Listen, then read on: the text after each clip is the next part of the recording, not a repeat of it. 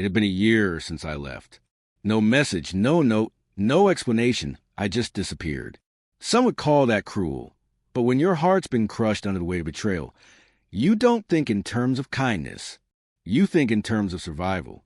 I thought I had buried that chapter, locked in a box, thrown away the key. But the past is a funny way of catching up, especially when it wears the same perfume, says your name in that same familiar voice, and shows up when you least expect it. The day she found me, I was just grabbing coffee. Same place, same time, every morning. It was routine. Safe. Until it wasn't. I felt her presence before I saw her, like a ghost. I turned, and there she was. The woman who once promised to love me forever. The woman who broke me anyway. I froze. She looked older somehow, not in a bad way, just worn, like life had been rough since I left. I should have felt satisfaction. I should have felt vindicated. But all I felt was cold. "Hi," she said. Just that. Like nothing had happened. Like she hadn't set fire to everything we built. I didn't reply. She took a step closer. "Can we talk?" I stared at her. This wasn't supposed to happen. She was supposed to move on. Forget me. Like I was never real. Instead, she was standing in front of me with eyes full of something. Regret, or just fear of being alone. My voice came out lower than I expected. "Why now?" She blinked, looked down at her hands. "I couldn't stop thinking about you, about what I did." I clenched my jaw. It wasn't anger. It was everything else. A kind of pain that simmers in silence. I had lived in that silence for a year. The betrayal hadn't come in a loud, crashing moment. No shouting. No hotel rooms. Just whispers. Little lies. Too many late nights. And one message she forgot to delete. I still remember the words. "I miss you already. Last night was perfect." My heart cracked like glass underfoot. That was the night I walked out. I didn't confront her. Didn't yell. Didn't give her the satisfaction of knowing how deeply she had cut me. I just disappeared. And now here she was, trying to bring closure to a wound she had caused. "I made a mistake," she whispered. I almost laughed. Mistake? No. Mistakes are forgetting your keys, not falling into someone else's bed while I was out working 2 jobs to give us the life we dreamed of. "What do you want?" I asked. She looked up, eyes wide, pleading.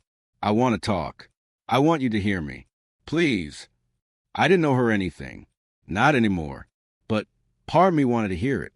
Maybe not for her. Maybe for me. I nodded toward the sidewalk. "Walk with me." We didn't speak at first. Just the sound of traffic and footsteps between us. "I didn't mean for it to happen," she started. I stayed quiet. I felt lost. Alone. You were always busy. Always tired. I just wanted to feel seen. There it was. The justification. The excuse dressed as an explanation. I had replayed this conversation in my head 1,000 times. And it still stung. I was building our life. I said, I was killing myself for us. She stopped walking. "I know. I see that now. I didn't back then." Her voice cracked. And for a moment, I believed her. I believed the pain in her eyes. But it didn't matter. "You didn't just break my trust," I said. "You broke me." Tears welled in her eyes. "I'm sorry." I nodded. "I believe you. But sorry doesn't fix things. Sorry doesn't undo the nights. I sat alone wondering what I did wrong. "I wasn't trying to replace you," she said. "It was a moment. A stupid, weak moment. That moment destroyed us." I replied. Silence. She reached into her pocket, pulled out a letter. "I wrote this month ago. Couldn't find the courage to send it. I took it. Didn't read it. Just held it. I'm not here to get you back," she said finally. "I just needed you to know that you mattered, that you still do." And then she stepped back, waiting, maybe hoping I'd say something, reach out, invite her back in. But I couldn't, because love doesn't survive betrayal. Not always. Sometimes. It just dies quietly.